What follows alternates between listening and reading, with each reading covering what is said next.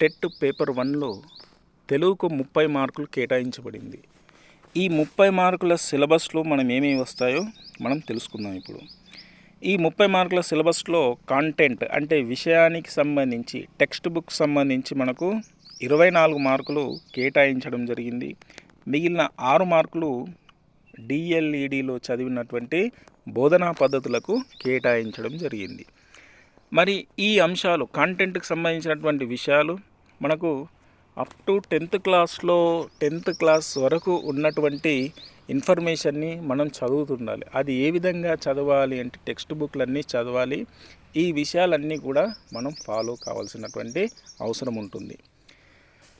మనకి ఇచ్చినటువంటి సిలబస్లో పఠనావగాహనం అనేటువంటిది ఇచ్చారు. ఈ పఠనావగాహనం అనే దానికి తీసుకుంటే ఫస్ట్ది పద్యం ఇస్తారు, గద్యం ఇస్తారు. పద్యానికి సంబంధించినటువంటిది 5 మార్కులు మనకు కేటాయించడం జరుగుతుంది. గద్యానికి కూడా అంటే ఏదైనా ఒక వచన భాగం ఇచ్చి ఒక 5 ప్రశ్నలు ఇవ్వడం జరుగుతుంది. దీని నుంచి తీసుకుంటే కనుక మనకు 10 మార్కులు రావడం జరుగుతుంది. అంటే పద్యానికి ఒక 5 మార్కులు, ఒక గద్యానికి ఒక 5 మార్కులు.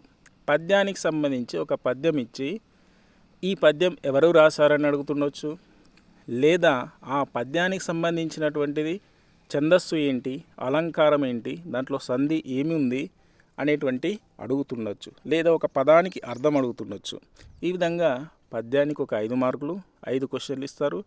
గద్యం అంటే ఏదైనా ఒక వచనం ఇచ్చి ఆ వచనంకు సంబంధించినటువంటి 5 ప్రశ్నలు అడగడం జరుగుతుంది. ఆ విధంగా 10 మార్కులు ఈజీగా మనం సంపాదించవచ్చు. అది ఎప్పుడంటే ఆ పద్యానికి సంబంధించినటువంటి అవగాహన ఉండాలి. ఛందస్సుకు సంబంధించి, అలంకారాలకు సంబంధించి, అర్థాలకు సంబంధించి, నానార్థాలకు సంబంధించి అన్నీ కూడా అవగాహన ఉంటే 5కు 5 మార్కులు మనం పొందవచ్చు. గద్య భాగానికి అంటే వచనానికి సంబంధించి కూడా పొందవచ్చు. కానీ దాంట్లో పూర్తి అవగాహన అనేది ఉండాలి. అందుకే దీనికి పేరు ఏం పేరు పెట్టారంటే పఠనావగాహన అనేది మనకు పెట్టడం జరిగింది. ఇక తర్వాత తెలంగాణ రెండో అంశం తీసుకుంటే తెలంగాణ సాహిత్యం సంస్కృతి అనేటువంటిది ఇచ్చారు. ఈ తెలంగాణ సాహిత్యం సంస్కృతి సంబంధించి తీసుకుంటే ప్రాచీనం, తర్వాత ఆధునికం అనేటువంటిది.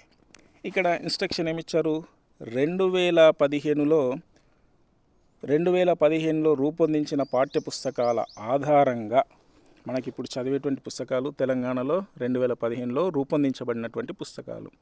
దీంట్లో ఏం చదవాలి మరి, తెలంగాణ కవులు, రచయితలు, నూతన పాఠ్యపుస్తకాల్లోని ఇతర తెలుగు కవులు, రచయితలు ఎవరెవరు ఉన్నారనేటువంటి విషయాన్ని పూర్తిగా చదవాలి. మనకు ప్రతి పాఠ్యాంశానికి సంబంధించి కాస్త ప్రైమరీ స్థాయి దాటిన తర్వాత మన కవి, ఆ కవికి సంబంధించి ఏ జిల్లాలో పుట్టాడు, అతని పేరు, తల్లిదండ్రులు ఎవరు, అతను ఏ సంవత్సరంలో పుట్టాడు, అతను ఏ విషయాలు రాశాడు, ఏ కథలు, పద్యాలు, గేయాలకు సంబంధించి, స్టోరీలకు సంబంధించి, ఆత్మకథ, ఇలాంటి వివిధ రకాల ప్రక్రియలు ఉంటాయి. ఆ ప్రక్రియలకు సంబంధించి అన్నీ కూడా గుర్తుపెట్టుకోవాలి. ఇక వివిధ ప్రక్రియలకు సంబంధించి తీసుకుంటే ఈ ప్రక్రియలు గేయానికి సంబంధించి కావచ్చు, పద్యానికి సంబంధించి కావచ్చు, కవితకు సంబంధించి కావచ్చు, ఇలాంటి ప్రక్రియలు చాలా ఉంటాయి. ఆ ప్రక్రియలకు సంబంధించి కూడా చదవాలి. మనం పాఠ్యపుస్తకంలో ఒక పేజీ తీసుకుంటే కనుక ఆ పేజీలో మనకు విషయ సూచికలో కనిపిస్తుంది ఒక పాఠ్యాంశానికి సంబంధించి ఇది ఏ ప్రక్రియ, వచన ప్రక్రియనా, గేయ ప్రక్రియనా అనేటువంటి కనబడుతుంది. ఆ విధంగా ప్రక్రియకు సంబంధించి తెలుసుకోవాలి. ఇంకా తర్వాత వివిధ రకాల శతకాలకు సంబంధించినటువంటి ఇన్ఫర్మేషన్ కూడా తెలుసుకోవాలి.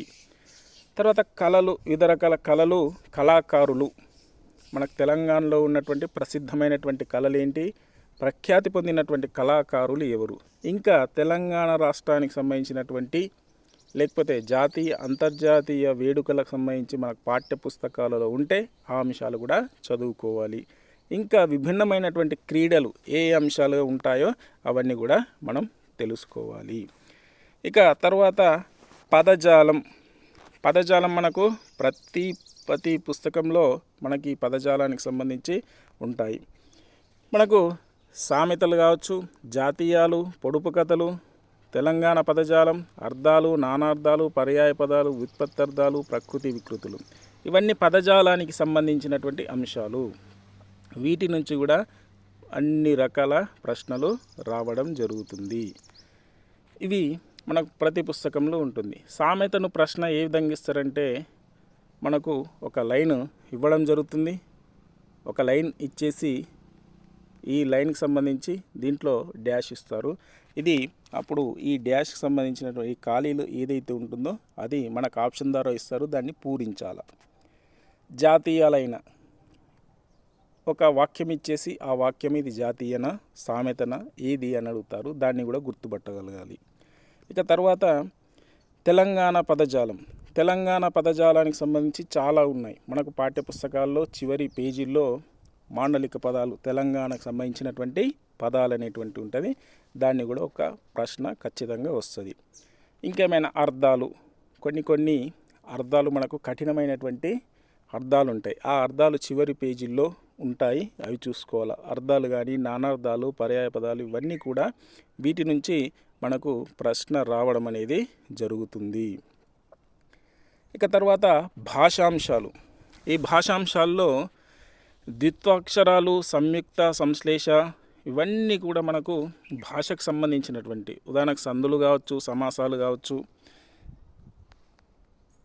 సందులు, సమాసాలు, తర్వాత వివిధ రకాల వాక్యాలు, ఉదాహరణకు విద్వర్ధక వాక్యం, ప్రశ్నార్థక, సందేహార్థక వాక్యం, ఇవన్నీ కూడా మనకి వాక్యాల్లో ఉన్నటువంటి రకాలు. ఇవన్నీ కూడా భాషాంశాలకు సంబంధించి తెలుసుకోవాలా.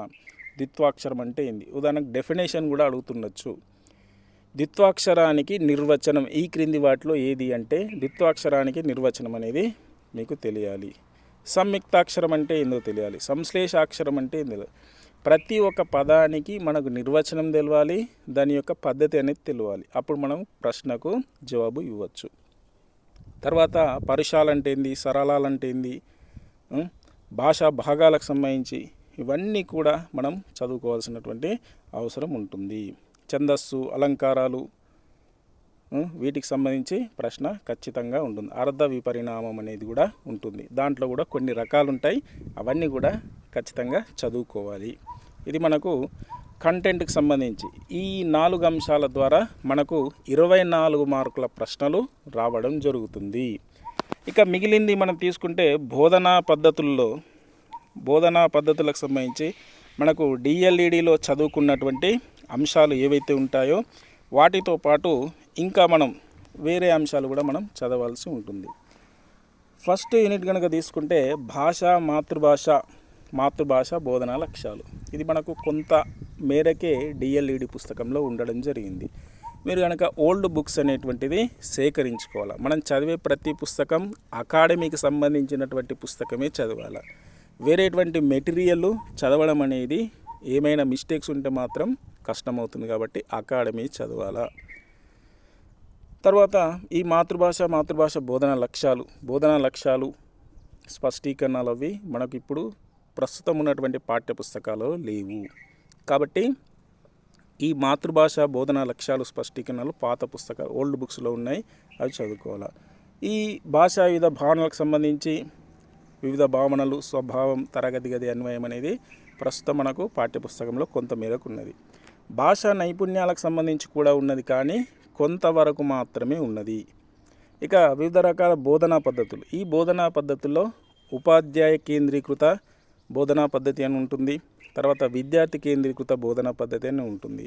ఆ అంశాన్ని కూడా చూసుకోవాలి. చాలా రకాలు ఉంటాయి, ఆ బోధనా పద్ధతులకు సంబంధించి తెలుసుకోవాలా. లేఖ బోధనా పద్ధతి, తర్వాత వ్యాకరణ బోధనా పద్ధతి, ఇలాంటి చాలా రకాల పద్య బోధనా పద్ధతుల్లో మళ్ళీ రకాలు ఉంటాయి, గద్య బోధనా పద్ధతుల్లో మళ్ళీ రకాలు ఉంటాయి. ఇలా చాలా రకాల బోధనా పద్ధతులు అనేటివి మనం తెలుసుకోవాలి. తర్వాత ప్రణాళిక రచన. వివిధ రకాల ప్రణాళికలు ఏమున్నాయి, సంస్థాగత ప్రణాళిక నుంచి తీసుకునే కనుక సంస్థాగత ప్రణాళిక ఏంటి, వార్షిక ప్రణాళిక ఏంటి, యూనిట్ ప్రణాళిక ఏంటి, తర్వాత పీరియడ్ ప్రణాళిక ఏంటి, తర్వాత వనరులకు సంబంధించినటువంటి డిఫరెంట్ వనరులకు సంబంధించి ఎలాంటి వనరులు ఉన్నాయి, తర్వాత సహపాఠ్య కార్యక్రమాలు ఏమేమి ఉన్నాయనేటువంటిది కూడా మనం తెలుసుకోవాలి. ఇవన్నీ ఓల్డ్ బుక్స్లో ఉంటాయి, చూసుకోండి. తర్వాత టీఎల్ఎం, ప్రస్తుతం ఉన్నటువంటి డిఎల్ఈడి తెలుగు మెథడాలజీలు తీసుకుంటే టీఎల్ఎం సంబంధించినటువంటి పూర్తి ఇన్ఫర్మేషన్ లేదు. ఓల్డ్ బుక్కే చూడండి. బోధనాభ్యసన ఉపకరణాలకు సంబంధించినటువంటి పూర్తి ఇన్ఫర్మేషన్ ఉంటుంది. తర్వాత నిరంతర సమగ్ర మూల్యాంకనానికి సంబంధించి ప్రజెంట్ ఉన్నటువంటి దాంట్లో కొంత మేరకు ఉన్నది. ఇక మిగిలింది ఓల్డ్ బుక్ చూసుకోవాలా, దాంట్లో చాలా ఇన్ఫర్మేషన్ ఉంటుంది.